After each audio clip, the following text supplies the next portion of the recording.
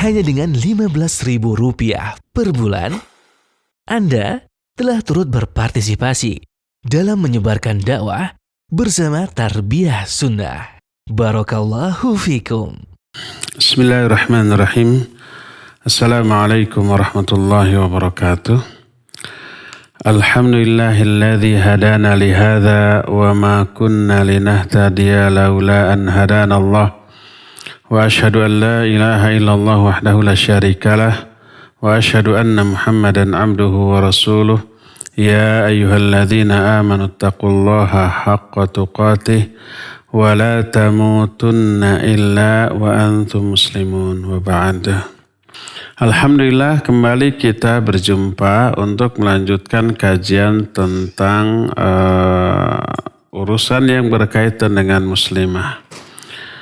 Pertemuan yang lalu kita sudah membahas beberapa jenis penyimpangan yang dilakukan oleh mayoritas muslimah di berbagai belahan dunia ini, ya, di berbagai negara, termasuk di kita di Indonesia. Nah, sekarang yang harus kita lakukanlah taubat dari seluruh penyimpangan-penyimpangan yang pernah dibahas. Apa yang harus kita lakukan agar kita mampu meninggalkan semua penyimpangan tadi? Sebab banyak orang tahu itu salah. Banyak orang tahu kita harus berhenti dari kesalahan itu. Harus taubat dengan taubatan nasuha. Faidah taubat di pertemuan yang lalu sudah kita terangkan. Tapi tetap saja tidak bisa meninggalkan semua penyimpangan perbuatan buruk yang pernah kita bahas tersebut. Apa yang menyebabkan kita demikian dan bagaimana yang harus kita lakukan agar kita mampu bertaubat dari semua itu. Makanya berikut ini akan kita bahas al-umurul mu'inah ala tarki tilkal mukhalafat wa thabati ala dhalik. Beberapa perkara yang bisa membantu kita untuk meninggalkan semua penyimpangan-penyimpangan tadi. Dan bisa istiqamah di atas hal itu. Poin pertama adalah islahul qulub. Tentu saja memperbaiki hati. Karena apa? Karena semua yang dilakukan oleh seluruh anggota badan kita.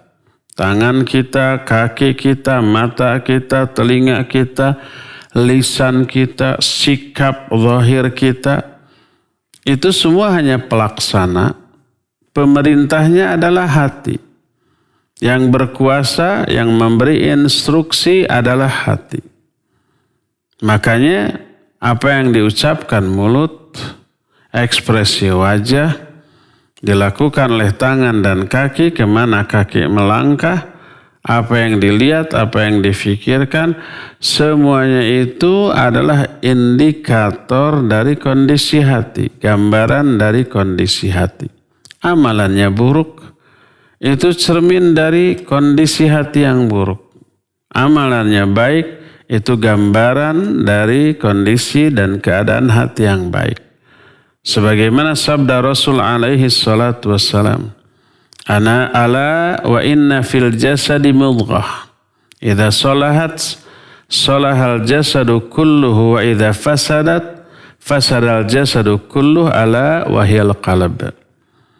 Ketahuilah bahwa di dalam jasad manusia itu ada segumpal daging. Bila segumpal daging ini baik keadaannya, baik pula lah seluruh jasadnya.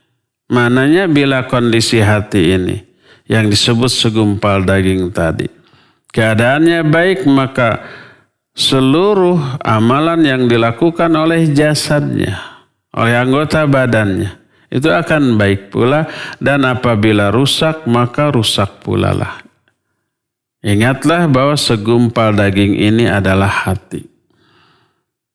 Oleh karena itulah maka memperbaiki akhlak, memperbaiki tingkah laku, memperbaiki amalan harus berawal dari memperbaiki hati. Hatinya baik, amalannya baik. Nggak akan ada penyimpangan-penyimpangan yang sudah kita jelaskan tadi. Ya. Nah, ini kuncinya, perbaiki hati. Timbul pertanyaan, bagaimana caranya? Berkata muallif, wala yakunu salahul qalbi illa bi islahil faraid. Li'annaha min a'dhabi asbabi ziyadatil iman wa taqwiyatihi. Tidak akan maslahat kondisi hati, tidak akan baik kondisi hati kecuali dengan memperbaiki amalan-amalan yang fardu yang Allah wajibkan kepada kita. Karena mengamalkan amalan yang fardu itu merupakan sebab-sebab terkuat bertambahnya iman dan menguatnya iman. Makin hebat, makin bagus, makin sempurna untuk ukuran manusia ya. Makin sempurna pelaksanaan dari kewajiban kita kepada Allah Azza wa Jalla dan kepada sesama manusia, maka akan makin kuatlah iman, makin bertambahlah iman, dan itu mencerminkan makin baiknya hati kita, makin bersihnya jiwa kita. Sebagaimana sabda Rasul alaihi salatu wassalam dalam salah satu hadis qudsi, bahwa Allah Azza wa Jalla berfirman, Allah yang menciptakan kita, menciptakan hati kita, mengatur hati kita, yang membolak-balikan hati kita, tentu saja Allah yang lebih tahu bagaimana caranya agar hati ini bisa maslahat, bisa baik, bisa bersih, bisa bagus. Kata Allah Subhanahu wa ta'ala, ma taqarraba ilayya 'abdi bisyai'in ahabbu ilayya mimma aftaradtu 'alaihi wa ma yazalu 'abdi yataqarrabu ilayya bin nawafil hatta uhibbah fa idza ahbabtuhu kuntu sam'ahu alladhi yasma'u bih wa basarahu alladhi yubsiru bih wa yadahu allati yabtishu biha wa rijlahu allati yamshi biha wa in sa'alani la'ataituhu wala in ista'adhani la'idannahu. Kata Allah Azza wa Jalla, tidaklah seorang hamba atau hambaku bertaqarrub kepadaku dengan sesuatu yang lebih aku cintai dibanding bertaqarrub dengan apa-apa yang telah aku wajibkan kepada dia.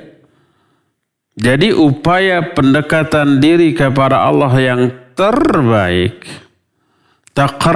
cara taqarrub yang terbaik kepada Allah adalah dengan cara melaksanakan apa saja yang Allah wajibkan kepada kita. Rukun Islam itu. Dan kewajiban-kewajiban lain di luar rukun Islam. Itu adalah cara pendekatan diri kepada Allah yang paling Allah cintai. Yang pertama, lakukan hal-hal yang wajib. Kedua, lakukan hal-hal yang Allah perintahkan yang hukumnya sunnah. Allah berfirman dalam hadis qudsi yang menjadi lanjutan dari kalimat tadi.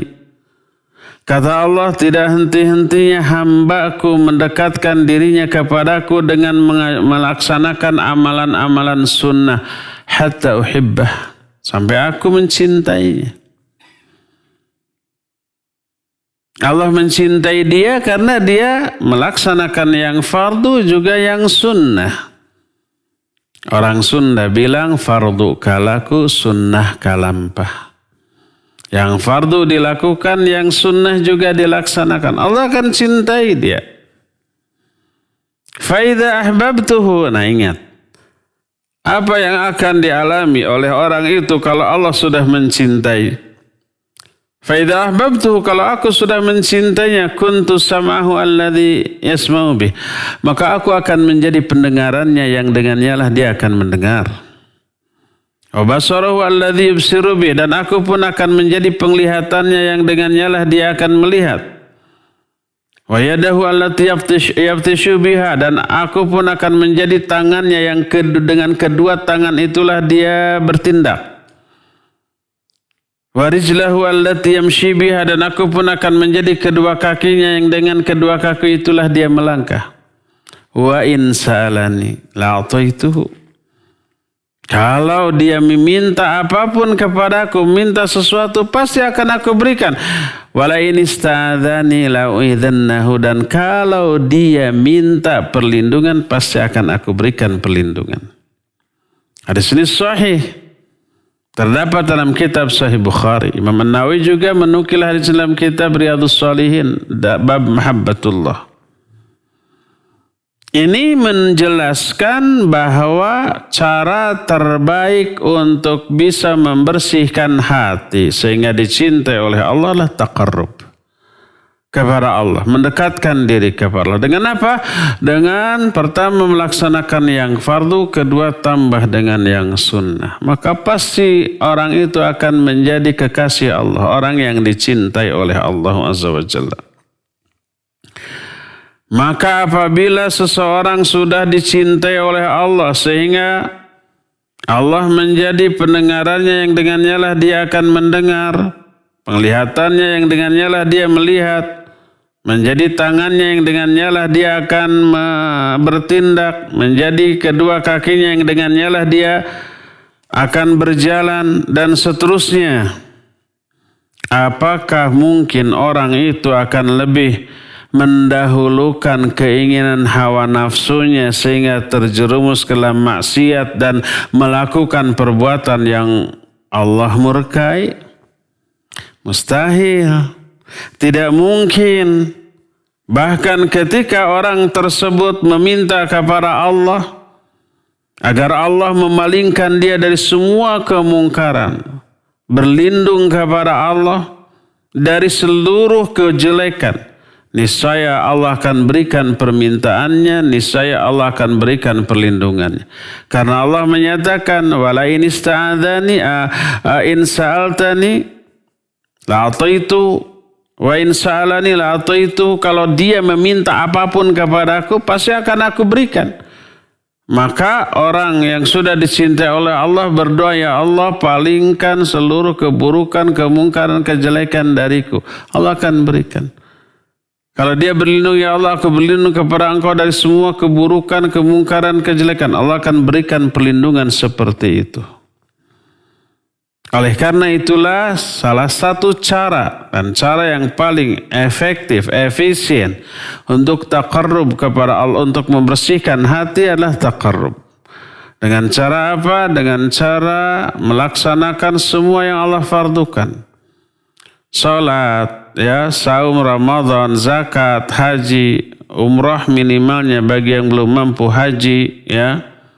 Terus thalabul ilm, jangan sampai stay at home, tinggal di rumah mengabaikan thalabul ilm.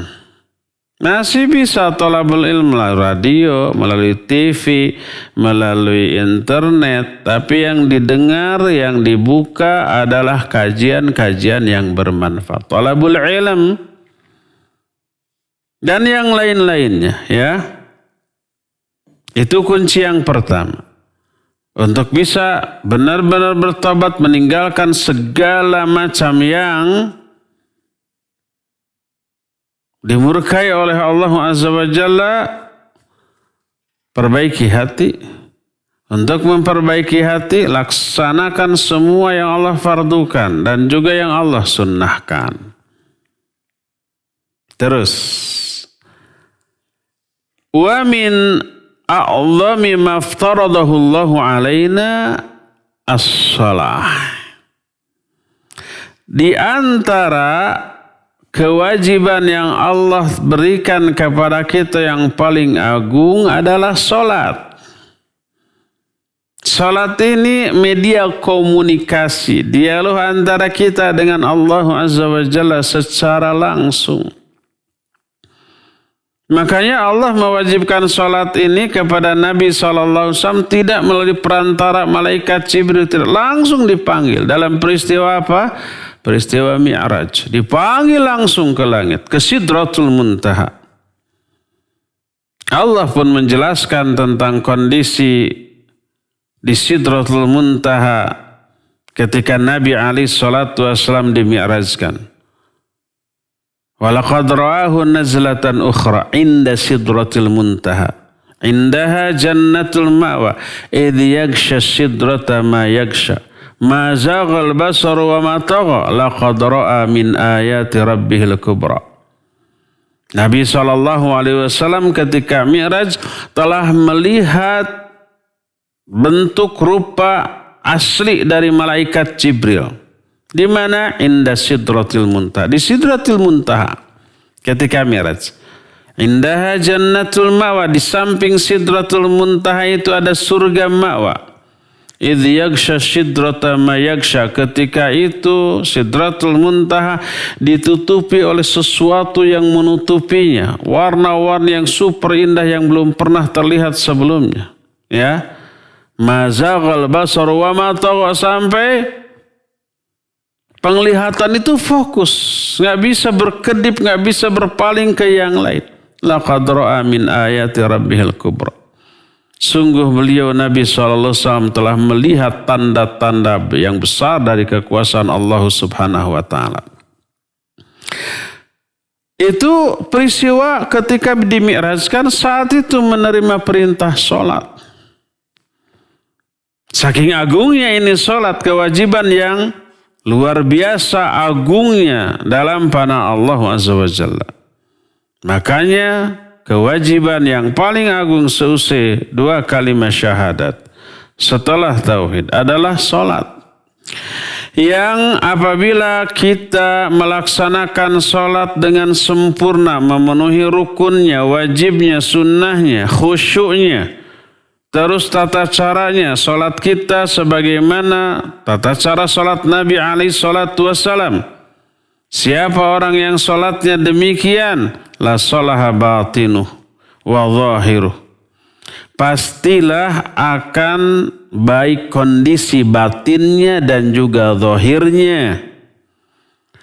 Nah, sholat seperti itu yang menjadi pencegah dari perbuatan-perbuatan buruk, keji dan mungkar. Seperti yang sudah saya jelaskan tadi, lahirnya perbuatan buruk, perbuatan bejat, keji dan mungkar dari diri seorang itu gambaran hatinya itu. Kalau sholatnya bagus, baik dan benar, maka tidak akan ada perbuatan buruk. Karena tercegah oleh sholat yang menunjukkan sholat itu bisa memperbaiki kondisi hati. Hati yang baik tidak akan melahirkan perbuatan yang buruk. Allah Azza wa Jalla berfirman, wa aqimis sholah. Inna sholata tanha 'anil fahsya'i wal munkar. Dirikan olehmu sholat. Sesungguhnya sholat itu bisa mencegah dari perbuatan keji dan mungkar. Maksudnya adalah sholat yang diterima, sholatun maqbulah indallahi azza wa jalla. Sholat yang diterima di sisi Allah Subhanahu wa Ta'ala. Karena menyempurnakan rukunnya, wajibnya, sunnahnya, khusyuknya, niat keikhlasannya, ya. Baru ada dampak, ada athar, ada efek terhadap hatinya. Ibarat ibarat dibersihkan hatinya dari noda, dari dosa, dari kotoran. Makin bagus kualitas sholatnya, makin bersih hatinya. Makin sering sholat dengan kualitas yang bagus, makin suci jiwanya. Makanya Nabi SAW pernah bertanya kepada para sahabat, bagaimana pendapat kalian apabila di hadapan rumah salah seorang dari kalian ada sungai yang besar, bersih, jernih, lalu kalian mandi sehari 5 kali, masih adakah kotoran yang menempel tersisa di badannya? Kata para sahabat, tidak. Demi Allah tidak ada. Demikian juga sholat, menghapus dosa dan kesalahan, membersihkan hati dari syahwat dan syubhat. Nah, yang seperti ini, sholat yang seperti ini yang bisa membersihkan hati. Akhirnya dia tidak akan melakukan perbuatan keji dan mungkar. Ini menunjukkan sholat adalah salah satu di antara ibadah yang sangat agung yang bisa membersihkan hati dan jiwa kita. Sampai orang itu terjauhkan dari keji dan mungkar seusai sholat. Sebaliknya bila sholatnya cacat, sholatnya itu banyak bolong dan kekurangannya dari segala aspek. Dari aspek kekhusyuan, belum tentu 10% dari sholat kita meraih kekhusyuan. Dari segi niat, mungkin ada niat-niat duniawi. Siapa tahu kalau rajin sholat mah rizkinya jadi mengalir deras. Siapa tahu kalau rajin sholat mah karirnya nanjak terus. Siapa tahu kalau rajin sholat mah dagangannya laris terus. Akhirnya ketika apa yang diinginkan dari dunia yang dia harapkan dengan sholatnya itu tidak tercapai, dia kecewa, lalu sholatnya nurun, sholatnya dikurangi, belang-belang, sampai mungkin saja ditinggalkan. Karena niatnya salah untuk dunia. Tahajud setiap malam, ditanya kenapa rajin amat tahajud? Biar dagangan saya laris, biar anak saya yang jomblo cepat dapat jodoh, biar karirnya naik. Dunia, niatnya keliru ya. Oleh karena itu mungkin aspek niat, selain kekhusyuan tadi, mungkin aspek mutabaah yang kurang. Mutabaah itu mengikuti tata cara sholat Nabi SAW. Mungkin kita tambah-tambah, kita kurang, kita robah dan seterusnya. Baik gerakan-gerakannya ataupun doanya yang dibaca dalam setiap gerakan sholat tidak sesuai dengan apa yang dicontohkan oleh Nabi SAW. Bahaya apa tidak? Ya iyalah bahaya. Kalau niatnya untuk dunia, untuk pujian, untuk uang, untuk karir, untuk segala macam yang sifatnya duniawi, tidak ikhlas karena Allah Azza wa Jalla, ditolak itu. Wa ma umiru illa liya'budullaha mukhlishina lahuddin. Tidaklah manusia diperintahkan kecuali hanya untuk beribadah kepada Allah secara ikhlas. Innamal a'malu binniyat wa innamal likulli imrin ma nawa. Setiap amal itu bergantung pada niat dan setiap orang hanya memperoleh balasan sesuai dengan apa yang diniatkannya. Dan ketika seseorang membagi dua niat, sebagian untuk Allah, sebagian untuk dunia, Allah tolak. Dalam hadis qudsi yang sahih riwayat Imam Muslim, Allah Azza wa Jalla berfirman, "Ana aghna syuraka yani syirki. Faman amila amalan asyraka fihi ma'i ghairi taraktuhu wa syirkahu." Aku ini zat yang paling tidak membutuhkan sekutu, tidak membutuhkan saingan atau tandingan. Maka siapa orang yang mengamalkan satu amalan, amal soleh, amal yang disyariatkan, tapi dia menyekutukan aku dalam amalan itu dengan yang lainnya, dibagi dua tuh niatnya. Taraktuhu wa syirku. Aku tinggalkan perbuatan syiriknya. Ditolak. Nih kalau niat keliru begitu. Termasuk dalam hal sholat. Bahaya kalau sholatnya tidak mutabah kepada Nabi SAW. Kita tambah, kita kurang gitu ya. Kita rubah tata cara sholatnya. Bacaan-bacaannya tidak seperti yang dicontohkan oleh Nabi SAW, tertolak. Nabi SAW bersabda dalam hadis sahih riwayat Imam Muslim dari Aisyah radhiyallahu anha berkata alaihi salatu wassalam, "Man amila amalan laisa alaihi amruna fahuwa rad."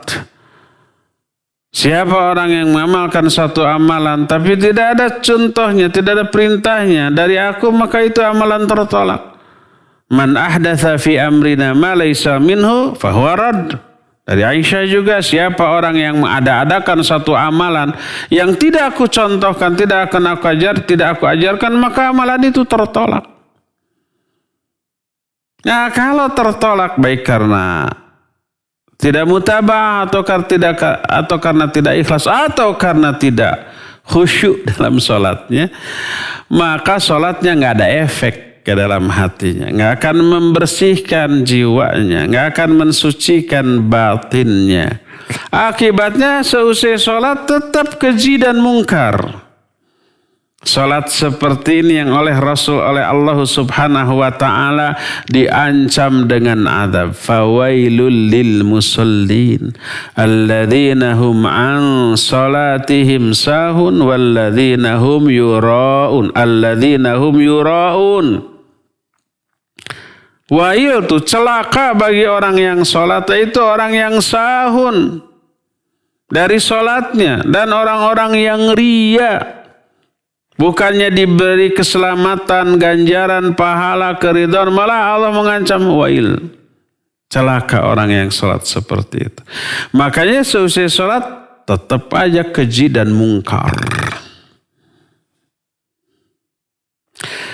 Berkata mu'alif, wa inna min a'zami ma'adha'nahu min arkanis sholat al-khusyu' wa tu'manina fil arkan. Di antara rukun-rukun sholat yang banyak kita abaikan, banyak diabaikan oleh manusia adalah dua. Kekhusyuan dan tumanina ketika melakukan gerakan-gerakan yang menjadi rukun sholat. Jarang orang yang khusyuk. Padahal yang khusyuk ini yang memperoleh jaminan. Jaminan apa? Jaminan kebahagiaan. Allah berfirman, qad aflahal mu'minun alladzina hum fi salatihim khashi'un.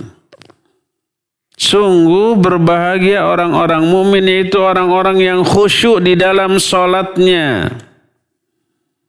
Maka salat tanpa khusyuk ibarat jasad tanpa ruh, bangkai aja itu. Dan seorang hamba tidak akan memperoleh pahala dari sholatnya kecuali sesuai dengan kadar kekhusyuan yang dia dapatkan di dalam sholatnya.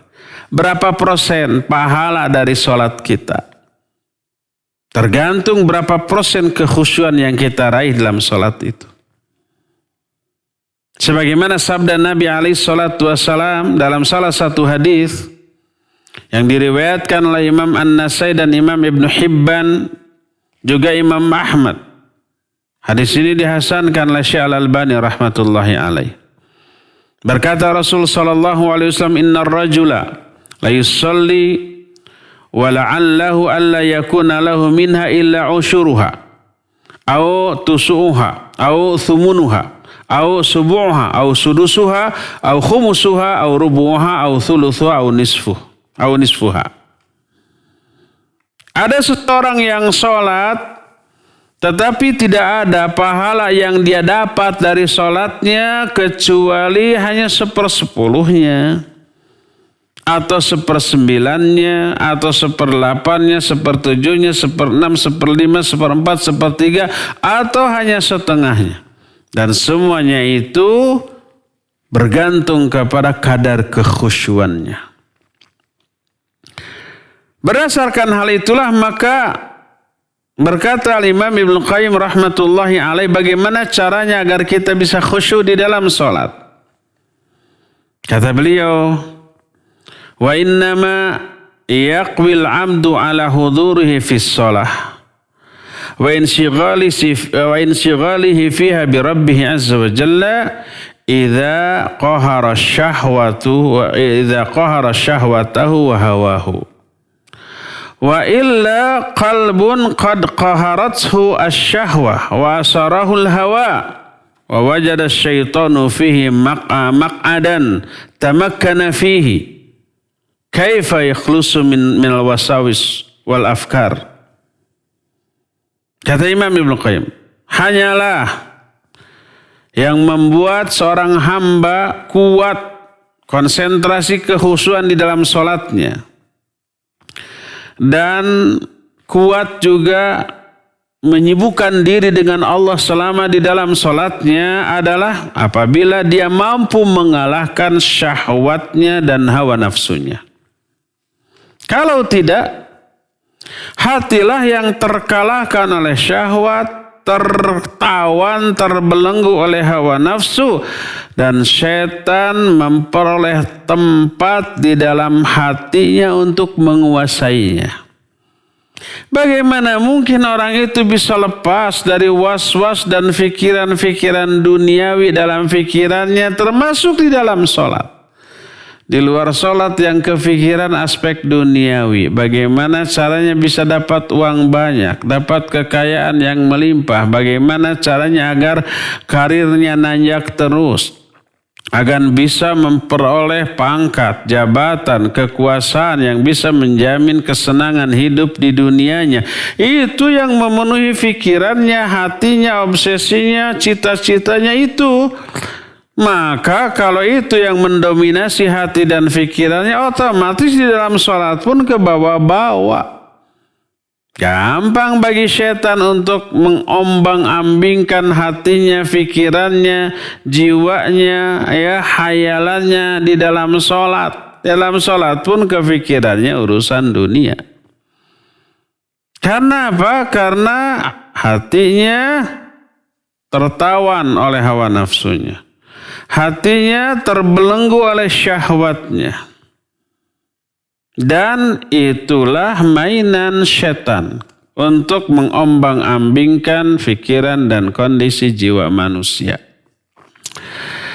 Berdasarkan hal itulah maka raihlah kekhusyuan di dalam sholat. Salah satunya kata Imam Ibnu Qayyim, jangan biarkan hati kita terbelenggu oleh hawa nafsu. Jangan biarkan jiwa kita ini tertawan oleh syahwat kita. Kaitkan cita-cita kebahagiaan hidup kita hanya untuk di akhirat. Jadikan dunia ini hanya sebagai media untuk bisa bahagia di akhirat. Jangan sebaliknya menggadaikan akhirat untuk meraih keuntungan dunia yang sementara. Salatnya nggak akan bisa berkualitas, ya. Lantas apa yang harus kita lakukan untuk bisa khusyuk dalam sholat? Di dalam sholat, kalau tadi aspek eksternal, agar bisa khusyuk dalam sholat, maka kaitkan jiwa pikiran kita ke akhirat, bukan ke dunia. Sehingga di luar sholat pun kita hanya berpikir akhirat, berpikir surga, berpikir neraka, berpikir alam kubur, berpikir hari kiamat, berpikir padang mahsyar, berpikir ketika kita ini ditimbang amal-amalan kita, berpikir ketika kita nyebrang sirat yang terbentang di atas neraka menuju surga. Itu di luar sholat mikir begitu. Apapun kejadian yang kita lihat di dunia selalu terkait akhirat. Para ulama ketika melihat ada orang sedang membakar kambing dibolak-balik menangis. Dia ingat kepada ayat ketika wajah-wajah ahli neraka dibolak-balikan di atas api. Nangis dia. Ingat akhirat.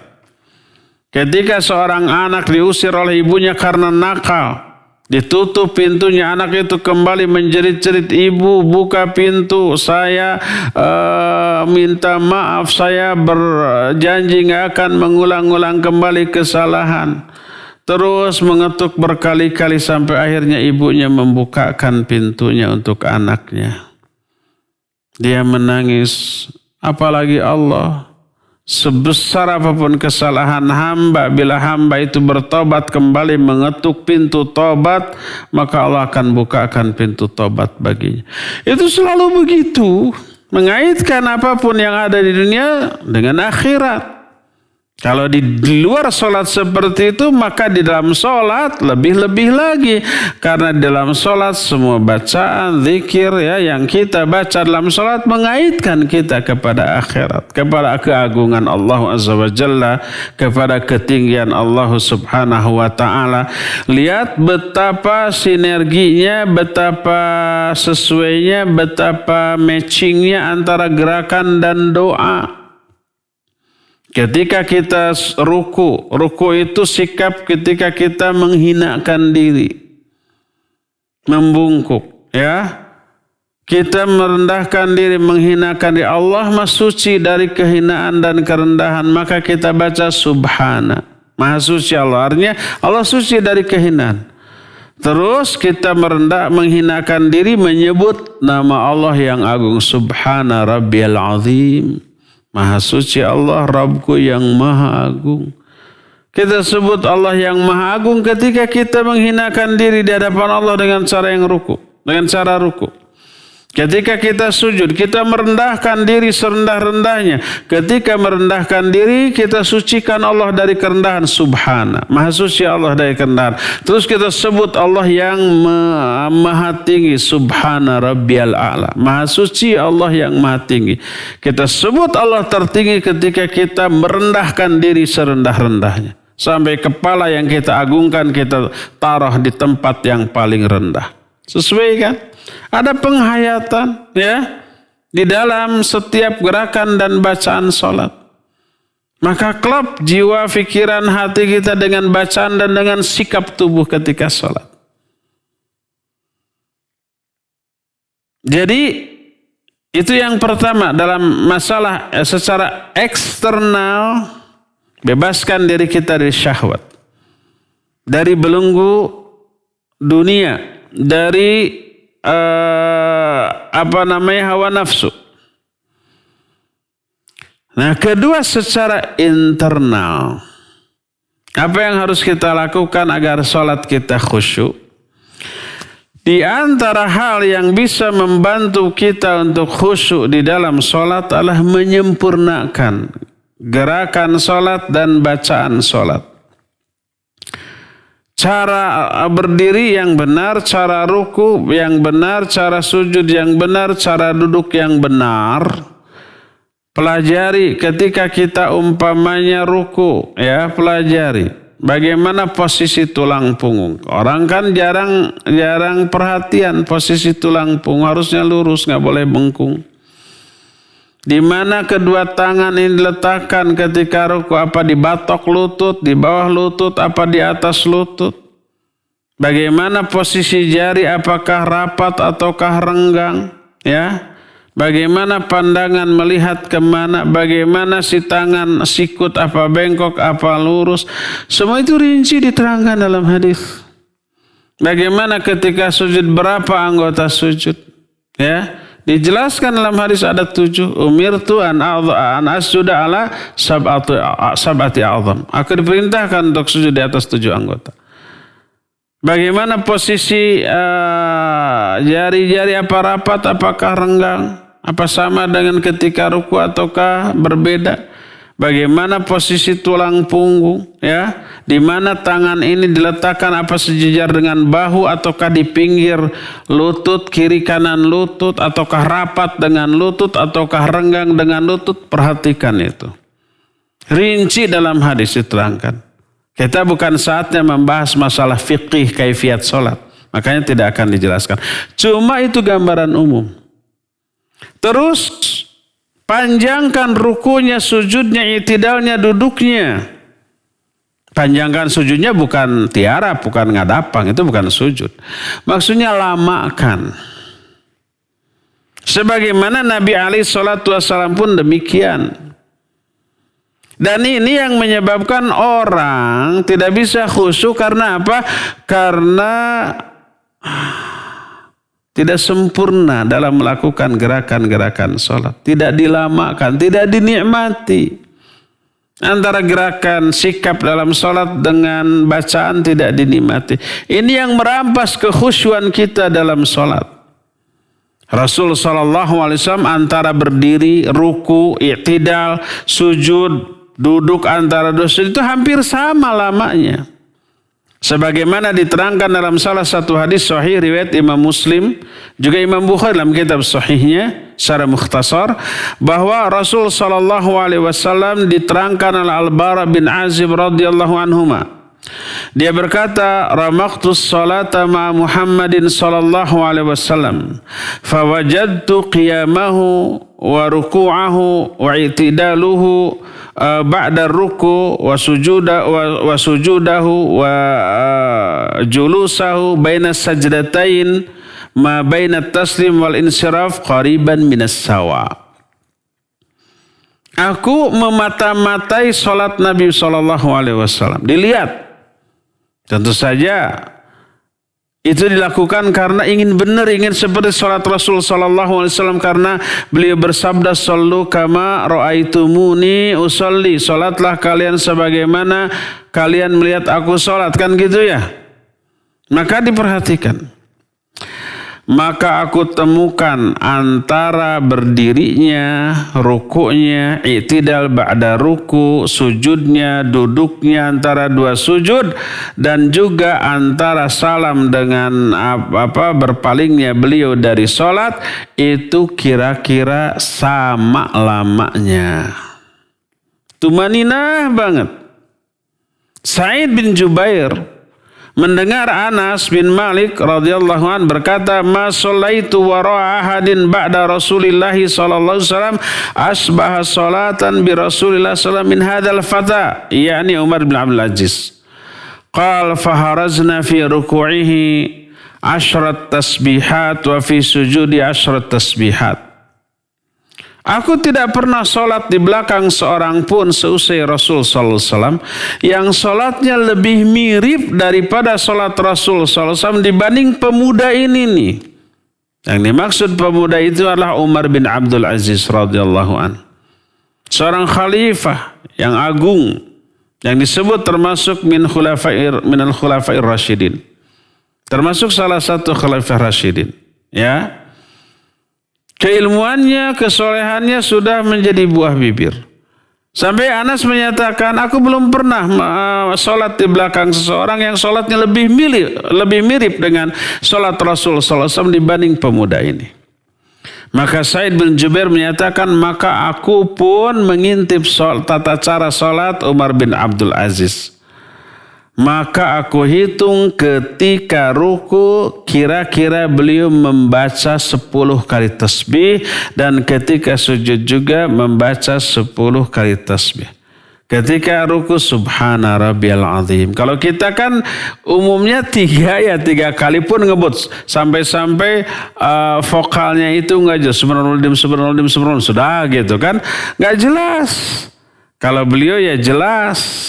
Orang Sunda bilang atra, jentre, eces ya, tandas, tegas gitu. Subhana rabbiyal azim. Sambil dihayati. Sesuai dengan posisi kita menghinakan diri di hadapan Allah, kita sebut sifat Allah yang agung 10 kali. Bayangkan. Ketika sujudnya juga 10 kali. Anas bin Malik radhiyallahu anhu meriwayatkan, yang ada hadis yang barusan itu diriwayatkan Imam Abu Daud, Imam An-Nasai, juga Imam Ahmad, ya, dan sanad hadis itu hasan. Dalam hadis lain masih dari Anas, ma shallaitu khalfa ahadin au jaza salatan min Rasul sallallahu alaihi wasallam fi tamamin. Kanat salatu Rasul sallallahu alaihi wasallam mutaqaribah. Aku tidak pernah sholat di hadapan seseorang pun yang lebih sempurna sholatnya dibanding Rasul sallallahu alaihi wasallam. Dan sholat Rasul sallallahu alaihi wasallam dalam gerakan-gerakannya lamanya hampir sama. Demikian juga sholat Abu Bakar, ya. Dan demikian juga sholat Umar, dia memanjangkan sholatnya pada waktu sholat fajar. Dan Rasul sallallahu alaihi wasallam ketika salat beliau bangkit dari ruku membaca Sami Allahu liman hamidah. Qama hatta naqul qad auham. Tsumma yasjudu wa yaqudu baina sajdatain hatta naqul qad auham. Rasul sallallahu alaihi wasallam ketika bangkit dari ruku Sami Allahu liman hamidah. Terus beliau berdiri lama sehingga kami menyangka beliau mungkin lupa atau ragu. Saking lamanya. Selesai Sami Allahu liman hamidah. Setelah itu sujud. Lama sampai saking lamanya kami menyangka beliau lupa. Terus ternyata bangkit. Terus duduk di antara sujud dan lama. Sampai-sampai kami juga berkata dalam hati beliau lupa atau ragu. Padahal tidak, itu karena lamanya. Hadis tersebut sahih diriwayatkan oleh Imam Muslim dalam kitab Sahih Muslim. Ya. Berdasarkan hal itulah maka cara untuk meraih kekhusyuan diantaranya dengan memanjangkan, melamakan setiap gerakan sholat. Lalu ngapain kita selama berlama-lama dalam gerakan sholat tersebut? I'tidalnya lama, rukunya sujudnya lama gitu ya. Apa yang kita lakukan? Ya tentu saja membaca doa dan zikir yang diperintahkan, yang dicontohkan. Apalagi ketika ruku boleh kita tambah dengan doa setelah tasbih, setelah membaca subhana rabbiyal azim berapa aja, 10 kali boleh, lebih dari 10 kali juga boleh. Lebih panjang lebih baik. Terus sujud ditambah setelah subhana rabbiyal a'la 10 kali boleh, lebih juga boleh. Lalu berdoa dengan doa yang sesuai dengan keinginan kita. Ambil doa dari Rasul sallallahu alaihi wasallam. Boleh diambil doa dari Al-Quranul Karim tanpa niat membaca Al-Quran di dalam sujud. Tapi membaca doa, cuma doanya pas diambil dari Al-Quranul Karim. Nah seperti itu. Itu akan menikmati, ya. Akan ternikmati. Oleh karena itulah ini yang akan menyokong kekhusyuan kita di dalam sholat. Makanya untuk mendukung hal tersebut, kita harus termotivasi menghafal banyak doa. Dari doa-doa yang diajarkan oleh Rasul sallallahu alaihi wasallam untuk kita baca dalam sholat. Oleh karena itulah maka tak heran apabila ada para ulama yang menyatakan, saya heran kepada orang-orang kenapa ketika sholat tidak berdoa, ba'da sholat malah berdoa. Bukan dilarang berdoa ba'da sholat, bukan. Kata Imam Ibnu Qayyim dalam kitab Ad-Dawa wad-Dawa, termasuk di antara saat yang mustajab untuk berdoa itu ba'da sholat fardu. Boleh berdoa dalam sholat fardu. Cuma yang diherankan ketika sholat itu saat terdekat dengan Allah, kenapa itu tidak dipakai untuk berdoa? Terutama ketika sujudnya. Doa yang banyak ketika sujud. Ini ketika sholatnya tidak berdoa. Selesai sholat setelah putus komunikasi dengan Allah karena sudah salam. Baru berdoa setelah jarak antara kita dengan Allah jauh lagi. Baru berdoa. Keliru. Baca doa-doa. Hafalkan doa-doa dari Rasul sallallahu alaihi wasallam. Semua keinginan kita dunia akhirat, contoh doanya ada dari Rasul sallallahu alaihi wasallam. Ketika kita resah gelisah, risau dan galau, sedih karena ada sesuatu yang difikirkan, silakan baca atau hafalkan doa mengusir kesedihan, baca tuh di dalam sholat. Sehingga beres salam kanan salam kiri kemudian wirid, tak berdoa pun tak mengapa karena doanya sudah panjatkan di dalam sholat yang menjadi momen yang lebih mustajab dibanding di luar sholat. Sekali lagi, perkataan para ulama tadi bukan berarti tidak boleh berdoa ba'da sholat fardu, bukan. Boleh. Tapi yang diherankan kenapa di dalam sholat ketika kita terdekat dengan Allah tidak berdoa, di luar sholat malah berdoa. Sekali lagi, ini pernyataan bukan berarti dilarang berdoa di luar sholat. Bukan. Boleh, bagus berdoa di dalam sholat atau di luar sholat atau kapanpun. Tapi kenapa di dalam sholat tidak, gitulah. Maka dengan cara seperti itu lamanya kita di dalam sholat akan ternikmati. Ya.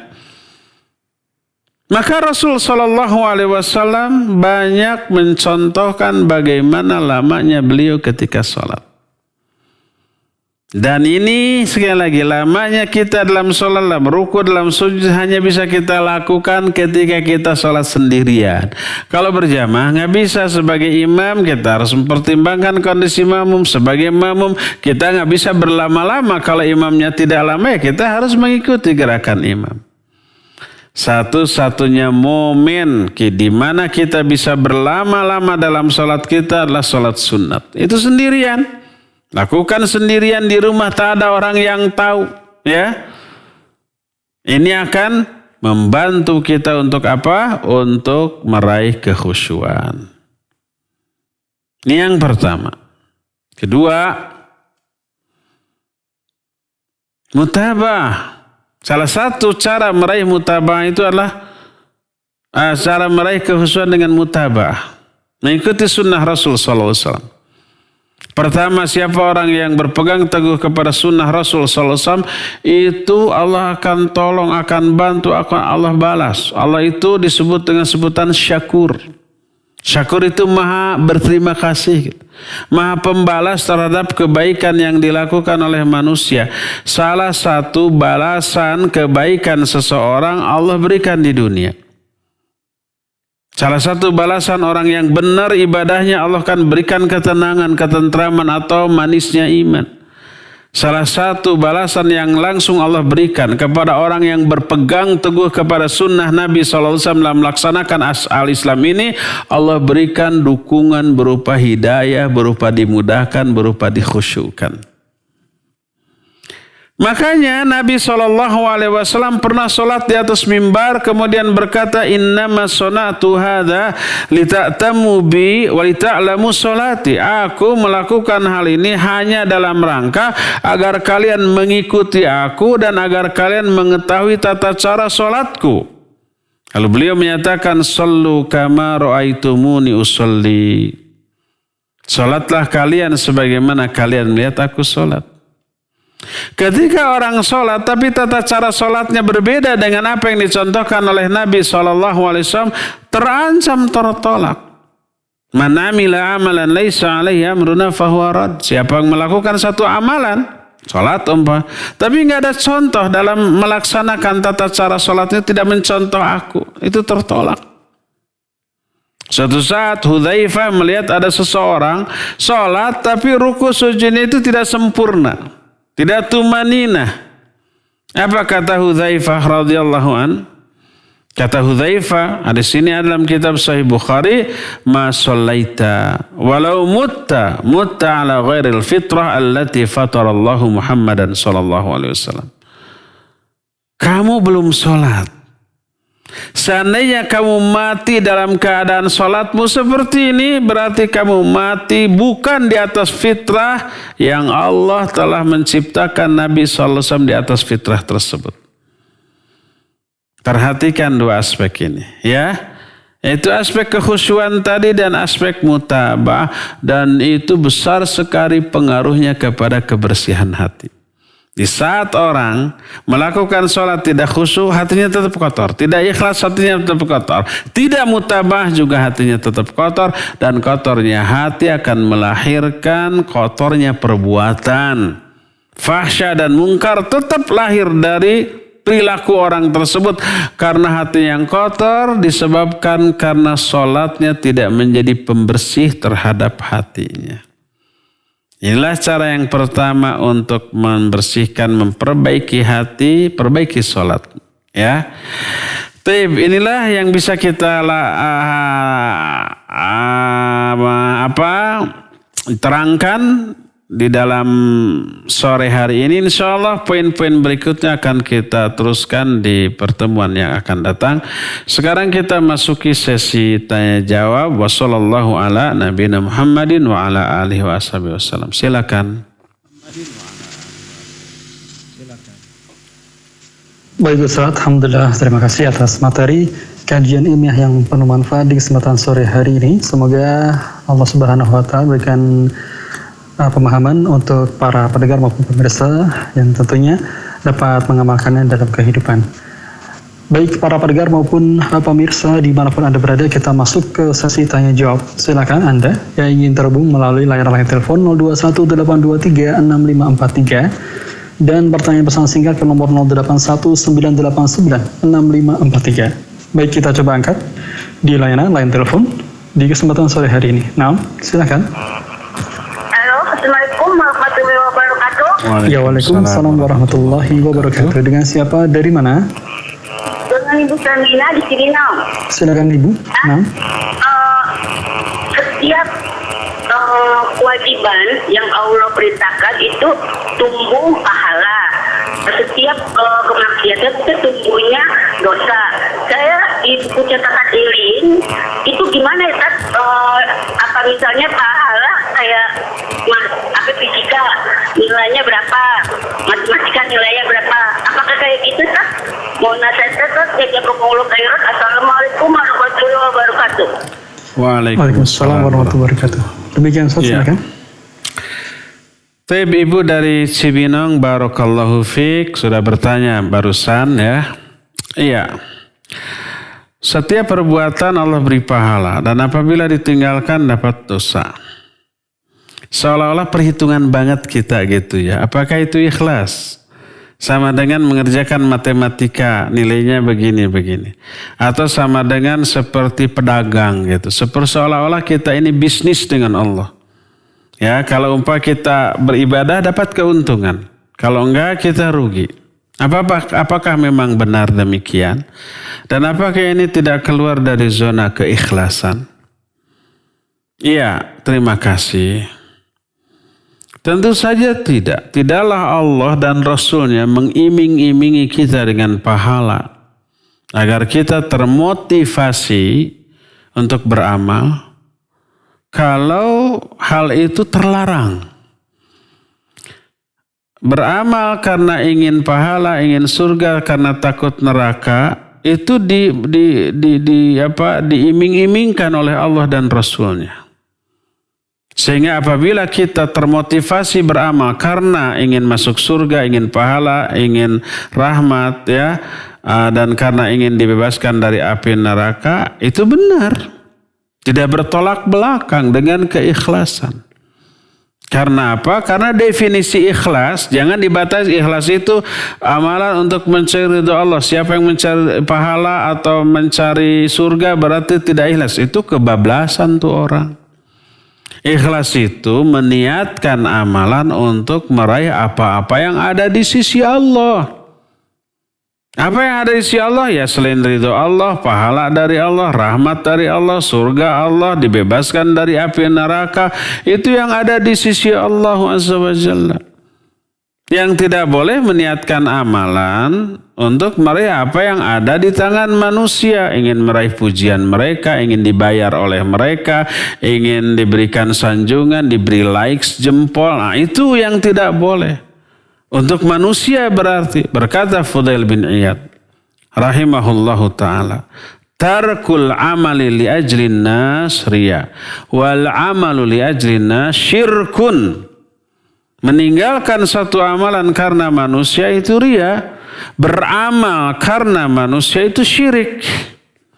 Lalu apa ikhlas? Ikhlas itu beliau menyatakan wal ikhlas ayyu'afiyanallahu minhuma. Semoga Allah menyelamatkan kita dari kedua-duanya. Maknanya baik meninggalkan amalan ataupun beramal bukan karena manusia tapi karena Allah. Maksud karena Allah adalah karena ingin memperoleh apa yang ada di sisi Allah. Surganya, selamat dari api nerakanya, rahmatnya, keridhoannya, pahalanya, maghfirahnya, dan seterusnya. Itu masuk ke dalam zona keikhlasan. Apakah kita tidak terlalu matre gitu? Seolah-olah kita ini bisnis berjual beli dengan Allah. Kita katakan iya, kita berjual beli, kita berbisnis dengan Allah. Seolah-olah berdagang, kita yang menjual, Allah yang membeli. Iya. Dan itu istilah Allah. Dalam Al-Quranul Karim, Allah mengistilahkan ibadah kita dengan istilah tijarah. Ya ayyuhalladzina amanu hal adullukum ala tijaratin tunjikum min adzabin alim. Tijarah itu bisnis, perdagangan, jual beli. Hei orang-orang beriman, mau gak aku tunjukkan kepada satu perdagangan, satu jual beli, satu bisnis, satu perniagaan yang akan menyelamatkan kalian dari api neraka? Tu'minuna billahi ya wa rasulihi wa tujahiduna fi sabilillah bi amwalikum wa anfusikum.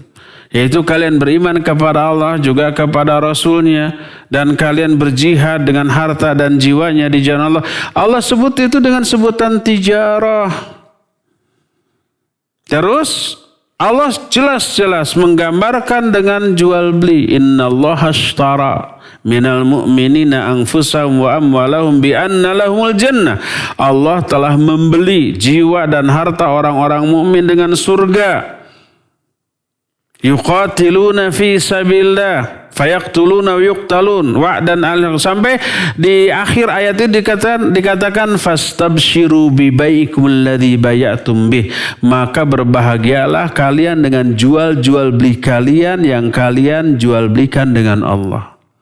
Jadi istilah bisnis, trading atau perniagaan, perdagangan tentang ibadah kita itu Allah yang mengistilahkan. Termasuk orang munafik juga jual beli dengan Allah tapi rugi. Kata Allah Subhanahu wa ta'ala, ulaika alladziina ishtarawu ad-dhalalata bil huda fama rabihat tijaratuhum wa ma kanu muhtadin. Mereka lah orang-orang yang menjual hidayah dengan kesesatan. Dan fama rabihat tijaratuhum, tijarah mereka, bisnis mereka, jual beli mereka itu tidak akan ada untungnya, rugi. Dan mereka tidak pernah petunjuk.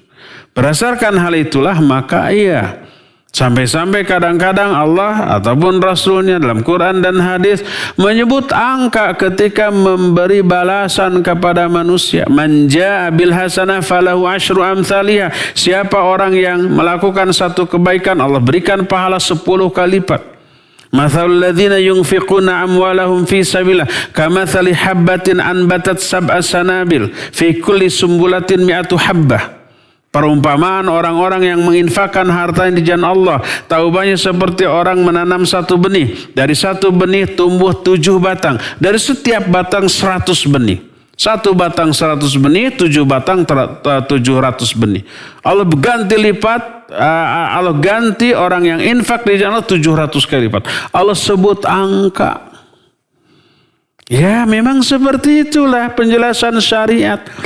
Makanya kalau ada orang yang sentimen, kamu kalau beribadah tuh kok perhitungan banget, ingin pahala dan dihapus dosa, ingin surga dan neraka. Memang begitulah yang Allah terangkan sampai Allah mengistilahkan peribadatan yang dilakukan oleh manusia, iman kepada Allah dan Rasul dan jihad itu sebagai tijarah, jual beli, ya. Dan pahalanya seringkali disebut dengan angka dan kadang-kadang tidak disebut angka. Innama yuwaffas sabiruna ajrahum bighairi hisab. Hanyalah Allah memberikan pahala kepada orang-orang yang sabar tanpa hisab, tanpa hitungan, tanpa menyebut angka, ya. Demikian Ibu dari Cibinong, wallahu a'lam bishawab. Silakan lagi. Baik Ustaz, terima kasih atas jawaban yang telah disampaikan. Berikutnya kami angkat pertanyaan dari pesan singkat yang telah masuk.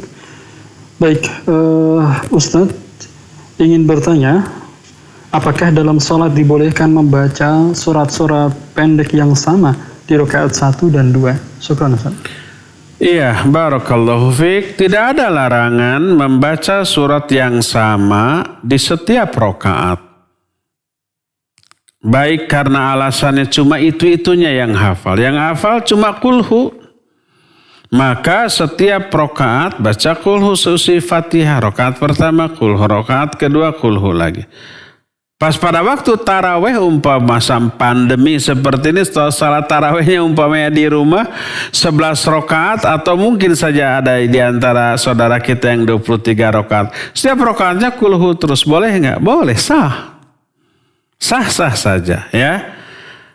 Baik karena memang hafalan cuma itu atau banyak hafalan tapi ingin itu juga karena alasan lain, umpamanya surat ini isinya klop dengan kondisi hati saya. Sehingga kalau saya baca dalam sholat lebih menyerap, ya. Atau ada kadang-kadang para tulabul ilm sedang menghafalkan satu surat nih. Sudah hafal tapi belum mutqin. Belum mutqin itu belum mantap banget hafalan. Ingin dimutkinkan, ingin dimantapkan, maka apa yang baru dia hafal dia baca dalam sholatnya, dalam sholat tahajud umpah. Rakaat pertama susi Fatihah baca surat itu. Rakaat kedua juga baca surat itu biar tambah mantap. Maka tidak ada larangan tentang hal itu. Sholatnya sah insyaallah. Ya. Wallahu a'lam. Silakan.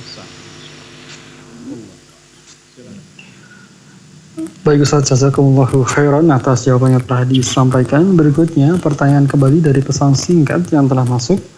Nah, seorang bertanya, Ustaz ingin bertanya, jika kita masih ada rasa khawatir dan takut atau cemas, apakah itu tandanya sholat kita juga belum benar? Atau memang karakter seseorang tersebut penakut? Terima kasih atas jawabannya. Iya, kalau sudah sholat tetap cemas, takut. Tergantung apa yang dia cemaskan dan apa yang dia takutkan. Kalau cemas dan takut itu adalah takut tidak diterima amal-amalnya. Karena menyadari adanya kekurangan. Mungkin kurang khusyuk, mungkin kurang ilmu sehingga khawatir kurang mutaba'ah. Dan itu mendorong dia nanti untuk memperbaiki di sholat yang akan datang. Tapi sholat yang barusan itu, yang sudah berlalu itu kayaknya banyak cacatnya, banyak kurangnya. Sehingga khawatir, takut tidak diterima. Apa itu bagus atau tidak?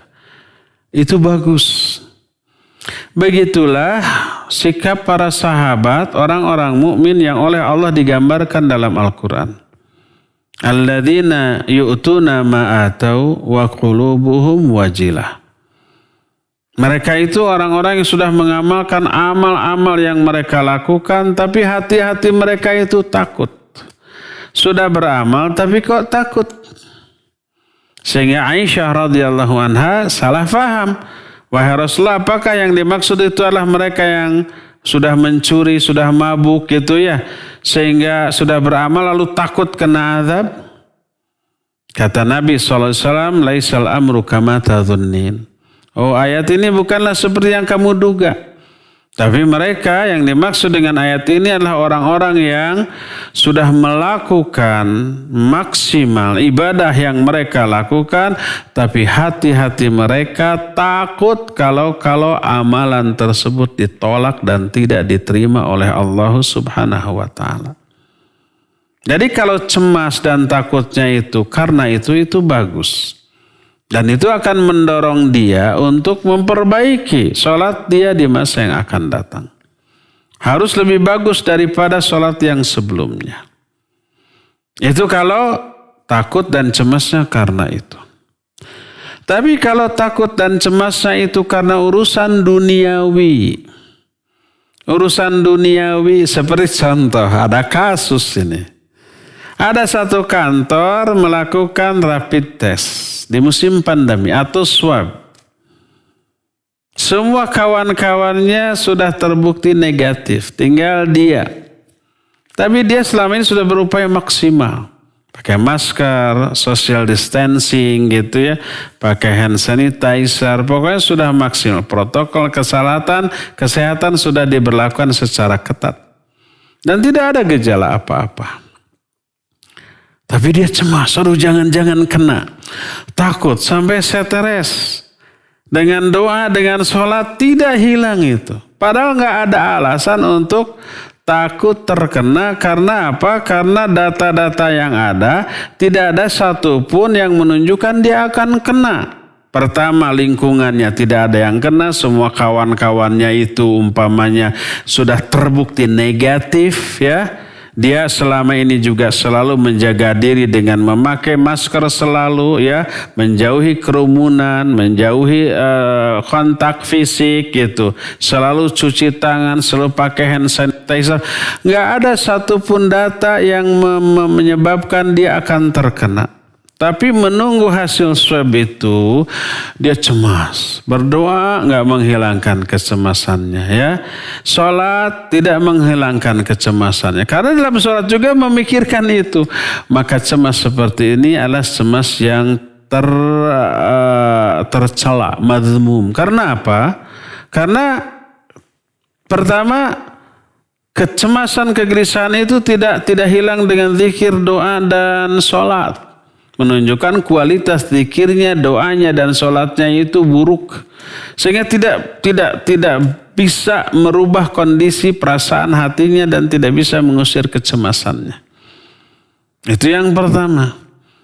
Yang keduanya, terlalu berlebih-lebihan dalam mengkhawatirkan sesuatu tanpa alasan yang logis. Tadi data yang ada tidak ada satupun yang menyebabkan dia bisa terkena virus. Kawan-kawannya semuanya negatif, tinggal dia yang terakhir. Tapi stresnya bukan main. Setelah sholat juga tambah stres. Karena dalam sholatnya bukan khusyuk tapi memikirkan hasil swab tadi. Maka ini tercela. Sholatnya pasti kurang. Kurang khusyuk, kurang mutaba'ah, mungkin kurang ikhlas. Yang terutama sikap pasrahnya, tawakalnya kepada Allah Azza wa Jalla yang minim. Kalau kita sudah maksimal berupaya, ya, semua upaya lahir batin, upaya hissi ataupun syar'i sudah kita lakukan, sudah hasil tawakal. Tenangkan diri kita, insya Allah nggak ada apa-apa, ya. Wallahu a'lam bishawab. Yang terakhir ya, pertanyaan terakhir.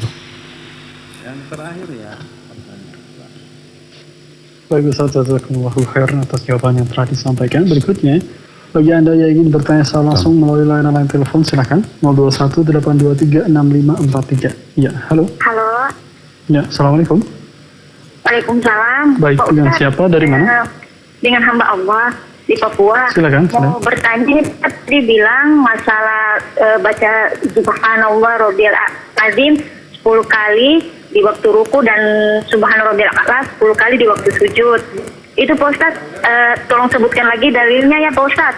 Sama bisa tidak? Saya ini kan kurang begitu menghafal menghitung begitu. Bisa tidak saya mensyariatkan hitung pakai jari saya, tapi dalam keadaan ruku begitu. Saya mensyariatkan dalam hati saya saja begitu Pak Ustaz. Soalnya saya suka lupa begitu menghitungnya. Baik. Makasih Pak Ustaz. Assalamualaikum warahmatullahi wabarakatuh. Waalaikumsalam warahmatullahi wabarakatuh. Iya.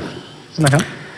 Hamba Allah di Papua, barakallahu fiik. Ya, adapun dalil yang saya bacakan tadi, hadisnya diriwayatkan Imam Abu Daud, An-Nasai, Imam Ahmad dengan sanad yang hasan. Syekhul Islam Ibn Taimiyah juga menukil hadis dalam kitab Iqtida'us Siratal Mustaqim dari Sa'id bin Jubair. Dia mendengar bahwa Anas bin Malik radhiyallahu an menyatakan, ma sholaitu wara'a ahadin ba'da Rasul sallallahu alaihi wasallam ashbaha salatan bi Rasul sallallahu alaihi wasallam min hadzal fata.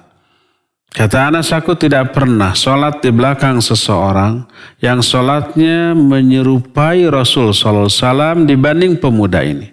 Pemuda ini artinya adalah Umar bin Abdul Aziz. Maka kata Sa'id bin Zubair, aku menelaah sholat Umar bin Abdul Aziz, maka aku hitung beliau ini perkiraan beliau, ya. Beliau membaca tasbih kira-kira 10 kali. Baik dalam ruku ataupun di dalam sujudnya. Ya. 10 ini tidak mesti 10. Tidak harus pas 10. Kurang sedikit lebih itu dibolehkan. Hanya diperkirakan saja. Ya. Demikian juga sahabat lain seperti Abdullah bin Mas'ud radhiyallahu an. Aku mengikuti sholat Rasul sallallahu alaihi wasallam, maka kira-kira aku hitung Nabi sallallahu alaihi wasallam melakukan tasbih 10 kali. Ini hanya sekedar perkiraan. Tidak berarti harus pas, harus dihitung gitu ya. Kalau nggak 10 kayaknya kurang afdal. Pokoknya semantap mungkin bertasbih. Boleh kurang dari 10 kali, boleh lebih dari 10 kali. Yang wajibnya, yang menjadi fardunya adalah sekali.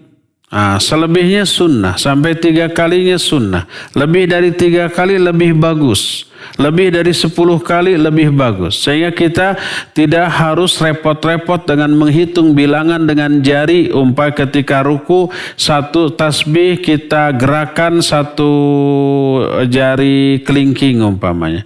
Subhanallah jari kelingking, Subhana Rabbil Azim pertama jari kelingking, Subhana Rabbil Azim yang kedua jari manis, Subhana Rabbil Azim yang ketiga jari tengah, yang keempat jari telunjuk, yang kelima jempol, yang keenam jempol kiri. Tidak harus begitu, ya. Berapa kali pun lebih banyak lebih bagus. Tidak harus pas 10 kali sehingga kita tidak harus direpotkan dengan cara menghitung jumlah tasbih tersebut. Ya, demikian Ibu di Papua. Ya, cukup ya untuk sore hari ini sampai di sini. Insyaallah kita akan jumpa lagi di masa yang akan datang melanjutkan kajian materi ini. Subhanakallahum bihamdik, asyhadu an la ilaha illa anta, astaghfiruka wa atubu ilaik. Walhamdulillahirabbil alamin. Wassalamualaikum warahmatullahi wabarakatuh.